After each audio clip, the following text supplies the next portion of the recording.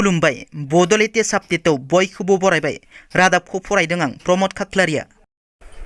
गिबि रादाबाव दङ गुवाहाटीनि बामुनि माइदामाव गिख्रंथाव सिखाव खावनाय जाथाय। आइजोनि थाग्रा खुलियाव सिखावा हाबनानै आइजोखौ गोबौ छुरिजों गाग्लोबनानै गोबां रां लाना खारो। मिथिनो मोननाय बादिब्ला सिखावा जिजों आइजोनि खुगाखौ मोथिनानै आइजोखौ गोबौ दाबाजों खर'आव गाग्लोबना जखम खालामो आरो नोगोद रां आरो गोबां सना रुफाफोरखौ लाना खारो। सिखावजों जखम खालामजानाय आइजोखौ अनिता पदार होननानै सिनायथिनाय जादों। जखम जानाय हालोदाव आइजोखौ KGM देहा फाहामसालियाव थिसननाय जायो। सानमारि पुलिसा बे जाथायनि सायाव नायबिजिरनायखौ जागायबाय आरो CCTV फुटेजाव नायनायाव सिखावखौ सिनायथिनाय जाबाय। सिखावखौ फेरज होननानै सिनायथिनाय जादों। दान मोननै जायैनि सिगांनो सासपेन्ड खालामजाबाय सानै कनस्टेबला। गुवाहाटी मिरु जोबथेसालिनि सानै कनस्टेबलखौ सासपेन्ड खालामनाय जाबाय।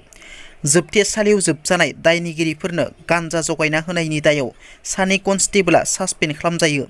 सासपेन्ड खालामजानाय सानै कनस्टेबलखौ टंकेश्वर दास आरो राजु ठाकुर होननानै सिनायथिनाय जादों।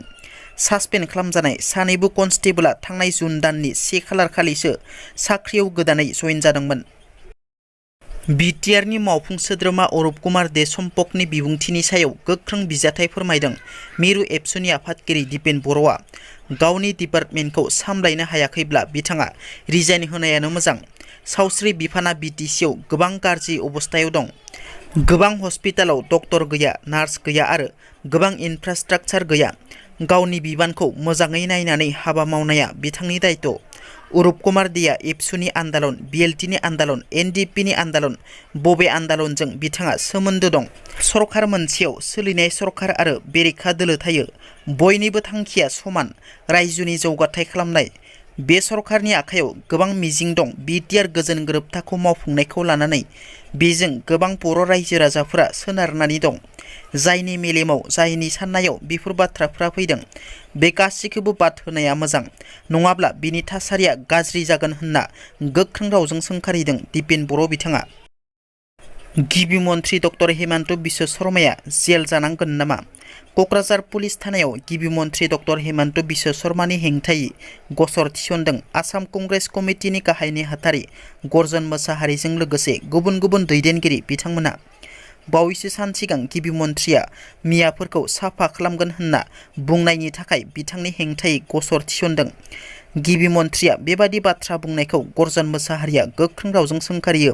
लोगोसे मियाफोरनि सायाव बेबादि बिबुंथि लाखिनायनि थाखाय दरं जिल्ला असम सानखालाखु संग्राम परिषदआ गिबि मन्थ्रिनि हेंथायै गसर थिसनो।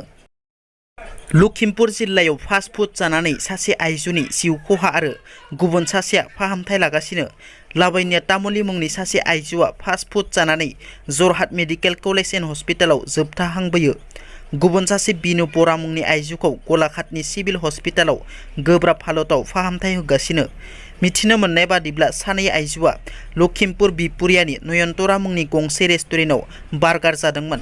बार्गार जानायनि माखासे घन्टानि उनावनो सानैबो आइजोआ लोमजानाय जायो। सनितपुर जिल्लानि बुरा सापुरि वाइल्डलाइफ सेन्चुरियाव आयेन बेरेखायै थाफैनायनि थाखाय हाग्रा बिफाननिफ्राय रेन्जारफोरा गुलि गावो। रेन्जारनि गुलियाव सासे आइजोनि जिउ खहा जायो आरो गुबुन 7 सुबुंनि गोब्राब जखम जायो। रेन्जारनि गुलि गावनायाव गुलि नांजानानै रहिमा खातुन मुंनि आइजोखौ गोब्राब हालोदाव देहा फाहामसालियाव लांनाय जादोंमोनब्लाबो जिउ खहा जायो।